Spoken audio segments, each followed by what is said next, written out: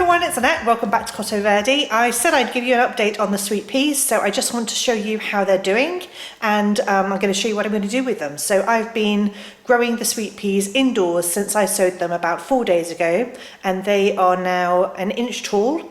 And this is really interesting because I didn't soak them at all. I followed Monty Don's advice on Gardener's World, and he didn't soak his, and so I didn't soak mine, and they've sprouted, I think, just as fast as they ordinarily would if I'd soaked them, which is really good news. The only ones that haven't sprouted yet are the hardy perennial sweet peas that I sowed, but I didn't expect them to because they took longer last year when I sowed those ones. So I think, I'm probably going to have to wait about 2 weeks for those to sprout, and I'll show you those when they do. But I'm going to show you the sweet peas that have sprouted, which are all the annuals. They're about 1 inch tall, and then I'm going to show you where I'm putting them, which is in the zippy greenhouses in the garden, because they are probably in the place that gets the most sun, and it'll be nice and cool, so it'll be bright enough that they don't get too leggy, and it won't be too warm for them, because if they're too warm they won't be very hardy, and also they'll just grow too fast. In fact, I think they're just going to be too leggy. Anyway, so they're going in the greenhouses, so let me show you how they're doing. Okay, so these are all the annuals that have sprouted so far. So here we've got the Spring Sunshine Champagne. So you can see they're about 1 inch tall, and I've got 2 in this one here. And then these are the Molly Rillstone. I think I only sowed 1 in each, and only 1 has come up, but it's tall enough that I'm going to put this outside and just hope that the other one in each one comes up. This is the anniversary, these 2 here. So all 3 germinated in this one, only 2 so far in this one, but hopefully the third one will, it may not. And then here we have 2 Gwendolyn's, so I've got 3 that have germinated here, and 1.5. And then can you see that this is a sweet pea that's popped out because I didn't push it down far enough? So I'm just going to poke that in to the soil like that. So hopefully that one will germinate too. And then here, these are the Mrs. Bernard Jones. I've got 3 in each of these. In fact, I know that's grass, so pull out the grass. You'll see they're on a heat mat, but this is just to protect my table. The heat mat isn't actually on. So there isn't much to see in these. All of these are the hardy perennials. So I've written HP on the tags, and they are just going to take longer to come up. So I'm going to keep these indoors where it's slightly warmer until I see something appearing. So what I have done is I've put them into one of these trays. It's a mushroom crate. I don't know if you've seen them, but they're really handy because water will drain out of the bottom when you want to water them. And I have checked that they're all still moist, which they are. So I'm not going to water them, and I'm going to take them down to the zippy greenhouses down there.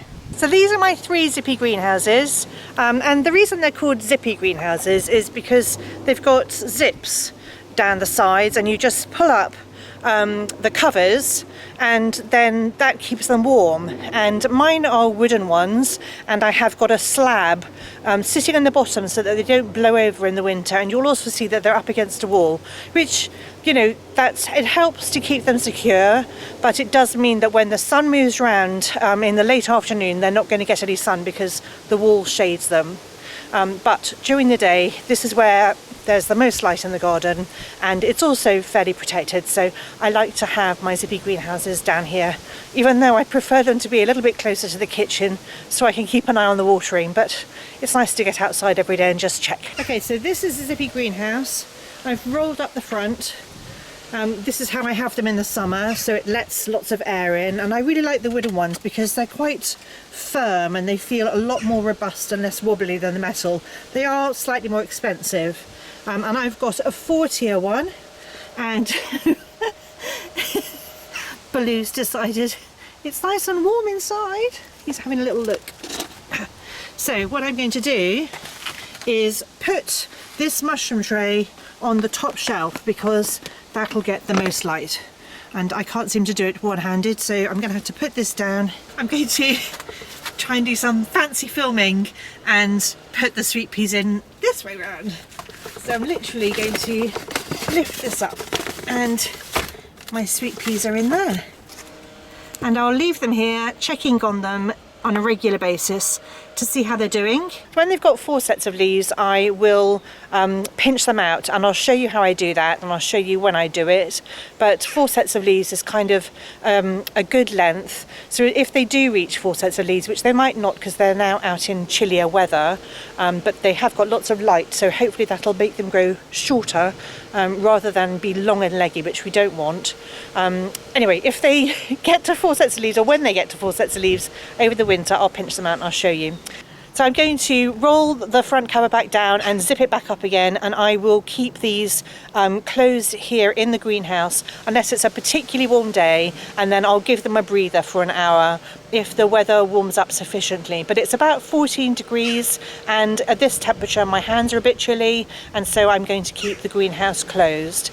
And it is good to ventilate them, and actually there are some tiny little flaps on the sides of the greenhouse that I can prop open if I want to ventilate them at some point, but it is a good idea to ventilate occasionally.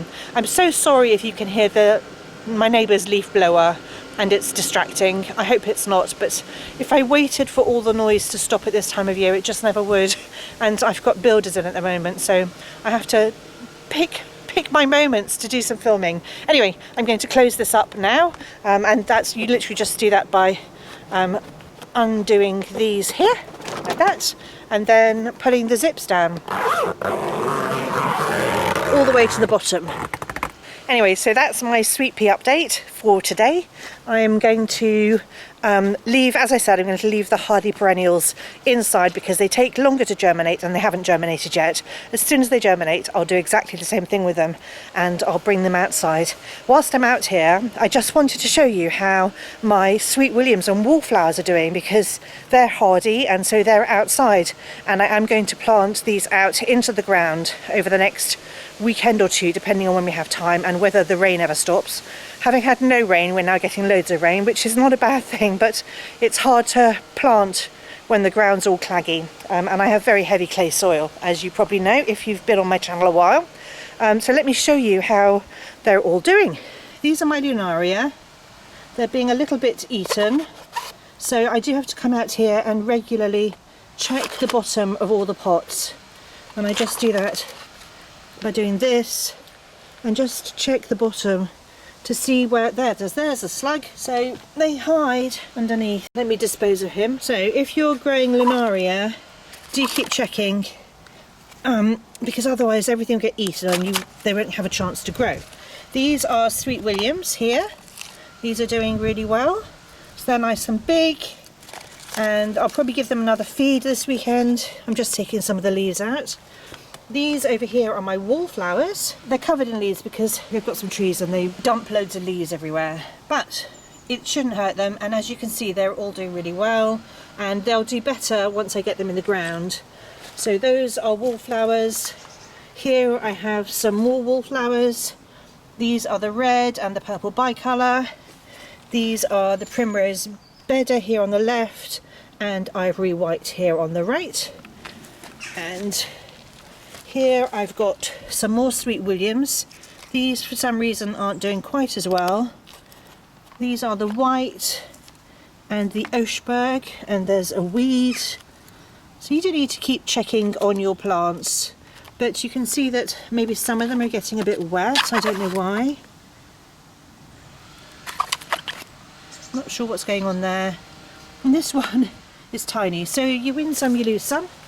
Here I've got some purple sweet williams and some at the summertime mix, and you can see that some of them I've potted on sooner and others I've potted on a bit later, and so they're just a bit smaller, but all of them should grow. This one maybe not, something has eaten that, so I don't know what's going on there, but yeah, so some of them don't grow and some of them do. So the other thing that I wanted to show you really quickly is that I managed to get hold of 4 more terracotta pots that are exactly the same as the pots that we distressed last year, and I could only get hold of 4. I would have loved to have more. I kind of wanted, you know, like a matching set, but I may have to just deviate from that next year. Anyway, I got hold of 4 more, and we put some yogurt on them about 3 weeks ago, and they have completely changed already, and I'm so happy. So I want to show you how they look, and I'm just going to compare them to like a naturally distressed terracotta pot that I have sitting empty here waiting for some tulips. So let me show you, and then you can see how fabulous it is and how easy it is to do. So if you haven't done it before, do have a look at my distressing terracotta pots video that's on this channel, because it is so easy to do, and honestly it just makes the new terracotta pots look so much nicer. Let me show you. So these pots, literally 3 weeks ago, these pots were brand spanking new. They looked like the insides here, and I've remembered to do the inside of the pots this time. So in my initial video we forgot to do the very top rim, but the outside is just looking wonderful, and I said I'd compare it to like a really old terracotta pot that I've got. And you know, this is an old terracotta pot that I've got. It was a slightly different terracotta colour, but I think you'd agree that it's looking pretty good. We didn't distress this at all. This is naturally distressed, this terracotta pot. So I've got 4 more that I can plant up with tulips. Well, so that's it for the little garden update today. It actually was just going to be about sweet peas, but I thought I'd show you what else is going on. And I am going to be potting up my violas and my pansies and my aquiledias in the next few days. So do subscribe to my channel if you want to see an update about how those are doing. I've had a modicum of success with those. Anyway, that's it for today. Thank you so much for watching, and I'll see you all next time. What I didn't do is check whether blue's still in there. I wonder, is blue still in there? I didn't look. Hang on a second.